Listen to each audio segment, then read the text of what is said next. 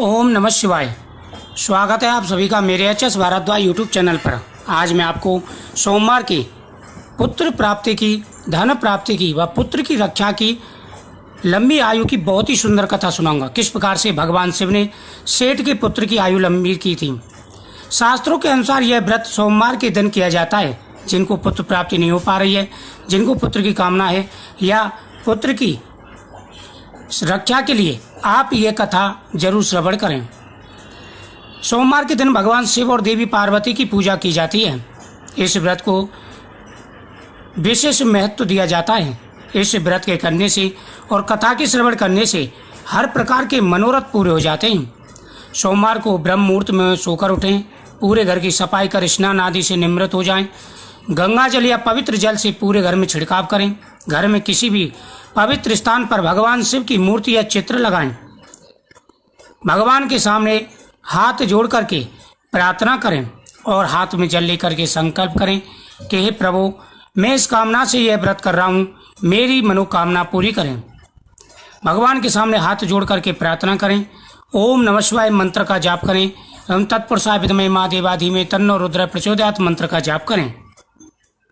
भगवान के सामने दीपक जलाएं, भगवान के सामने फल फूल माला चढ़ाएं और इस कथा का श्रवण करें। अमरपुर नगर में एक धनी व्यापारी रहता था। दूर दूर तक उसका व्यापार फैला हुआ था। नगर में उस व्यापारी का सभी लोग सम्मान करते थे। इतना सब कुछ होने पर भी वह व्यापारी अंतर मन से बहुत दुखी था, क्योंकि उस व्यापारी का कोई पुत्र नहीं था।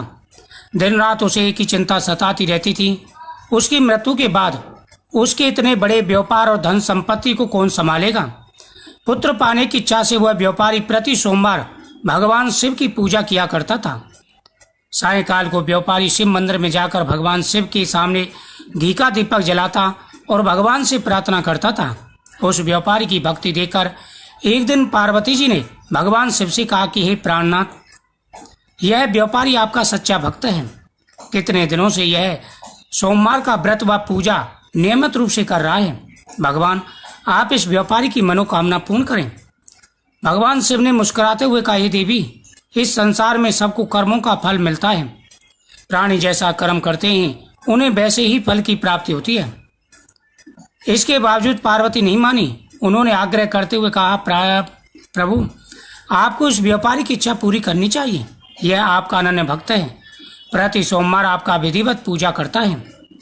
भगवान शिव ने कहा कि हे देवी, यह पुत्र की कामना से पूजन कर रहा है, लेकिन इसके भाग्य में पुत्र योग नहीं है। माता पार्वती ने कहा कि प्रभु, अगर योग नहीं है तो आप इसको वरदान दीजिए, क्योंकि तभी तो लोग आपकी पूजा करते हैं कि उनकी मनोकामना पूरी हो। माता पार्वती के बार बार कहने पर भगवान शिव ने उस व्यापारी को रात में दर्शन देकर कहा कि हे व्यापारी सेठ, मैं तेरी पूजा से प्रसन्न हूँ। मैं तुझे पुत्र प्राप्ति का वरदान देता हूँ, लेकिन वह सिर्फ 16 साल जीवित रहेगा। भगवान के वरदान से व्यापारी को खुशी तो हुई, लेकिन पुत्र की अल्पायु की चिंता ने उस खुशी को नष्ट कर दिया। व्यापारी पहले की तरह सोमवार का विधिवत व्रत करने लगा। कुछ महीने के पश्चात उसके घर में सुंदर पुत्र पैदा हुआ। व्यापारी के घर में खूब धूमधाम से खुशियां मनाई गईं। व्यापारी के चेहरे पर थोड़ी उदासी थी, क्योंकि उसे पता था कि उसका यह पुत्र सिर्फ 16 साल जीवित रहेगा। जब वह पुत्र 12वीं साल में लगा, उसका नाम अमर रखा गया था। अमर जब 12वीं साल में लगा तो उसने अपने साले दीपचंद को बुलाया व्यापारी ने और कहा कि ऐसा करो, तुम अपने भांजे को वाराणसी पढ़ने के लिए ले जाओ और इसकी 16 साल की आयु पूर्ण हो जाए तब इसे वापस ले आना। मामा भांजे दोनों वाराणसी के लिए चल दिए। दोनों रास्ते में जहाँ रुकते वहीं पर यज्ञ अनुष्ठान करते, ब्राह्मणों को भोजन कराते हुए जा रहे थे। तभी रास्ते में एक नगरी पड़ी। उस नगरी की राजा की लड़की का विवाह था, लेकिन विवाह के लिए जो वर आया था वह एकांक्षी कान्हा था। अब लड़के के पिता को ये चिंता सता रही थी कि मैं शादी करने तो जा रहा हूँ, अगर राजा को पता चल गया या लड़की के पिता को पता चल गया तो वह बारात को कहीं वापस ना भेज दे। इसी चिंता में था। वह धर्मशाला में रुका। देव योग से उसी धर्मशाला में अमर और दीपचंद भी रुके हुए थे। लड़के के पिता की नज़र अमर पर पड़ी। अमर सुंदर था, हष्टपुष्ट था और उसके चेहरे पर तेज था।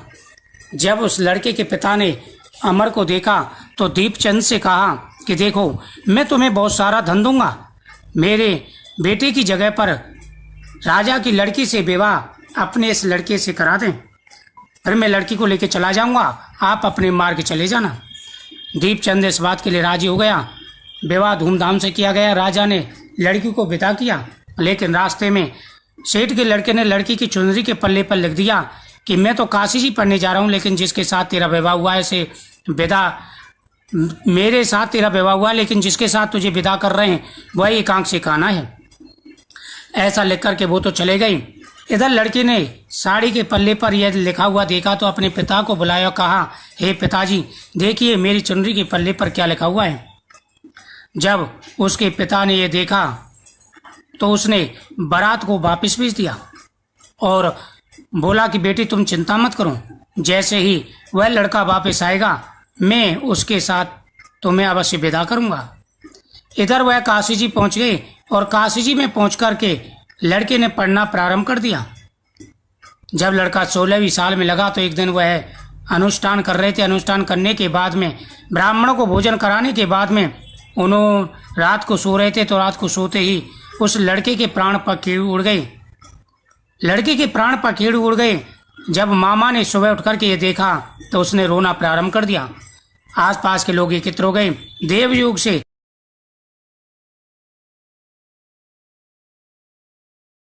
भगवान शिव और माता पार्वती जी वहां से जा रहे थे। जैसे ही माता पार्वती ने उसे देखा तो कहा, प्रभु ये तो वही लड़का है जो आपके आशीर्वाद से हुआ था। भगवान शिव ने कहा, ये देवी, इसकी आयु इतनी थी, सो भोग चुका। माता पार्वती ने कहा कि प्रभु इसे और आयु दीजिए, नहीं तो इसका मामा रो रो के मर जाएगा। बार बार माता पार्वती के कहने पर भगवान शिव ने उसे और आयु दी। अब वह अपने राज्य के लिए चलती रास्ते में उसी नगरी में आए। वहाँ पर उन्होंने यज्ञ किया तो राजा ने यानी लड़की के पिता ने उन्हें पहचान लिया और उन दोनों को अपने घर लेवा ले गए। कुछ समय अपने घर में रखा, फिर उनको बहुत सारा धन देकर विदा किया। मामा भांजे बहू के साथ में अपनी नगरी के निकट पहुंचे। इधर सेठ और सेठानी कमरे में बंद थे। उन्होंने कहा, अगर हमारे बेटे का मृत्यु का समाचार हमें मिला तो हम दोनों प्राण त्याग देंगे। जब उसे पता चला कि आपका बेटा आ गया है बहू के साथ में, वह बाहर निकले और बहू बेटे को देखकर खुशी का ठिकाना न रहा। धूमधाम से वह खुशी मनाने लगे। उसी रात को भगवान शिव ने को दर्शन देकर कहा, हे साहूकार, मैं तेरी पूजा से प्रसन्न हूँ, इसलिए मैंने तेरे पुत्र की आयु लंबी कर दी है। अब तुम्हें किसी प्रकार की चिंता नहीं करनी है। उस समय से साहूकार, उसकी पत्नी, बहू, बेटी सभी भगवान शिव की पूजा करने लगे।